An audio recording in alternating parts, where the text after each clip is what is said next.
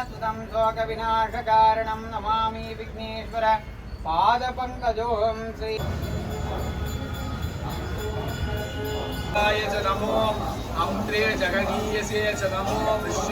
நாளைக்கு தைப்பூசம், அனைவரும் வரவும், வந்து முருகனை தரிசிக்கவும்.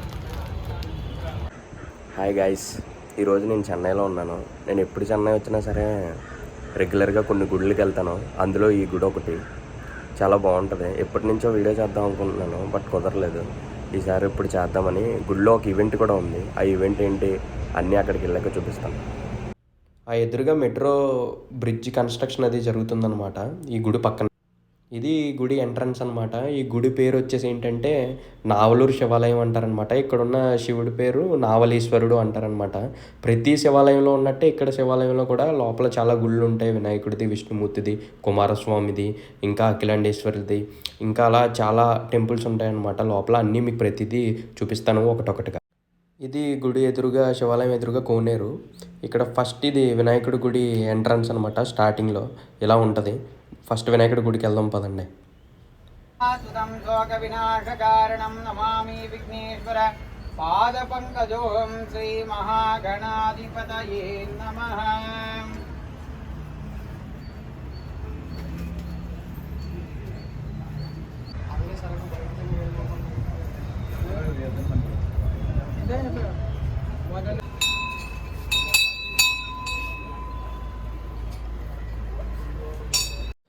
గుళ్ళో ఒక ఈవెంట్ అని చెప్పాను కదా, అలా జనం వస్తూ ఉన్నారు. దాని తర్వాత పక్కన లెఫ్ట్ సైడ్లో ఏవో తమిళ్లో రాసి బోర్డులు ఉన్నాయి. చదువుదామని ప్రయత్నించాము, మన వల్ల అస్సలు అవ్వలేదు. దాని తర్వాత పూజకి కావాల్సిన సామాన్లు అవి కూడా లోపల అమ్ముతున్నారు. ఇంకా ఈ ఏరియా మొత్తం ట్యాప్స్ అవి గుడికి వచ్చిన వాళ్ళు కాళ్ళు అది కడుక్కోవడానికి. ఇంకా పక్కన స్టేజ్ అదంతా ఏంటంటే భరతనాట్యం అవన్నీ జరుగుతూ ఉంటాయంటే ఇక్కడ ప్రతిసారి వీళ్ళకి తమిళ్లో జరిగే పండుగలన్నిటికీ. మెట్రో ఎప్పుడు వస్తుందో తెలియదు కానీ పైనుంచి గుడిని చూస్తే భలే ఉంటుందిలే. దీపం వెలిగించడానికి కూడా మంచిగా ఒక ఏరియా ఉంది, తీసుకొచ్చి ఇక్కడ వెలిగించుకో. ఇవి నాగదేవత విగ్రహాలు.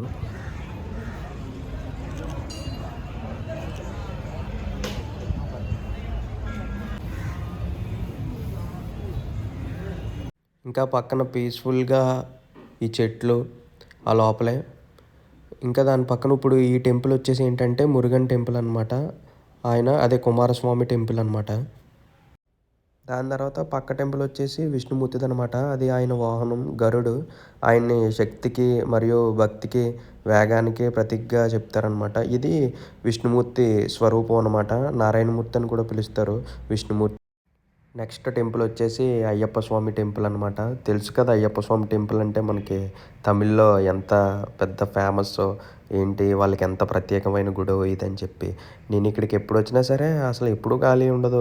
ఇంకా వెన్స్డే అయితే ఇంకా అసలు చూసుకోవసరం లేదు, చాలా ఎక్కువ జనం ఉంటారనమాట ఇక్కడ. ఇదంతా కూడా ఎగ్జాక్ట్గా అయ్యప్ప స్వామికి ఎదురుగా ఈ నాగదేవుడు కూడా ఉంటారు.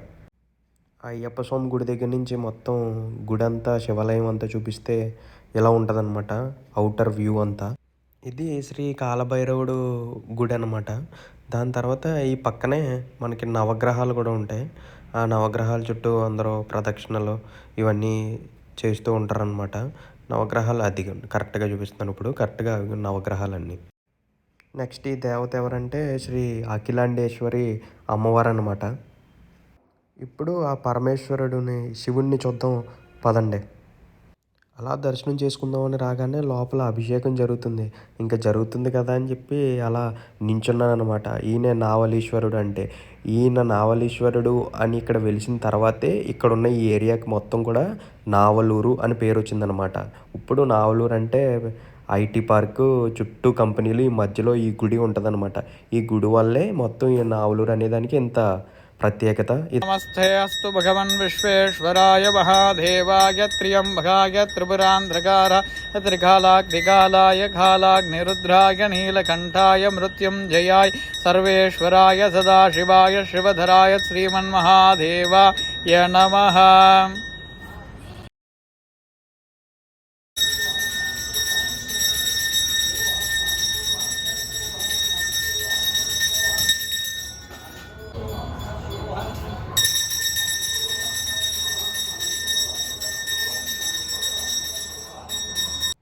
ఇప్పటి వరకు మీరు చూసిందంతా శివాలయంలో ఉన్న గుళ్ళు అవన్నీ అనమాట. ఇప్పుడు నెక్స్ట్ ఏంటంటే ఇక్కడ తమిళ్లో ఒక పండగ ఉంది తైపూసం అని. దానికోసం అది ఎలా చేస్తారు ఏంటనేది మనం చూద్దాం ఇప్పుడు.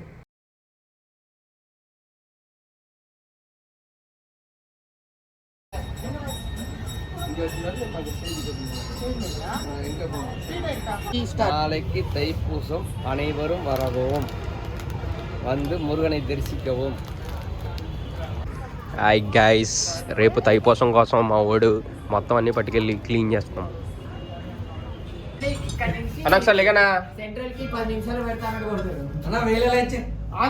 Tomorrow the main important concept.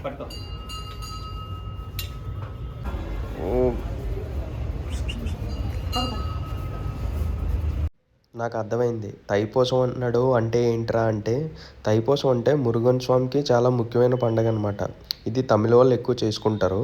ఇది తమిళ వాళ్ళ పండగ. ఈరోజు వీళ్ళు ఏమని నమ్ముతారంటే, పార్వతీదేవి తన కుమారుడైన మురుగన్ స్వామికి వేలు అనే శక్తి ఆయుధం ఇచ్చిన రోజుగా నమ్ముతారనమాట.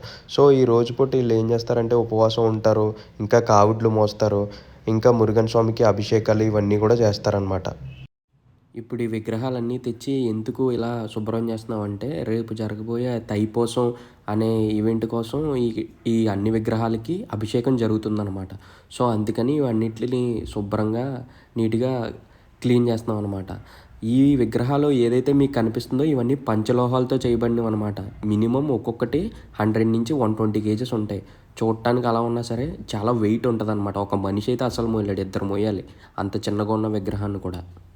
మొత్తం అన్నీ శుభ్రం చేస్తామన్నమాట. వేలు, ఇంకా సుబ్రహ్మణ్యేశ్వర స్వామి, వల్లి దేవసేన. ఇది ఫైనల్ అవుట్పుట్. మొత్తం మేమంతా చేసిన దానికి అవుట్.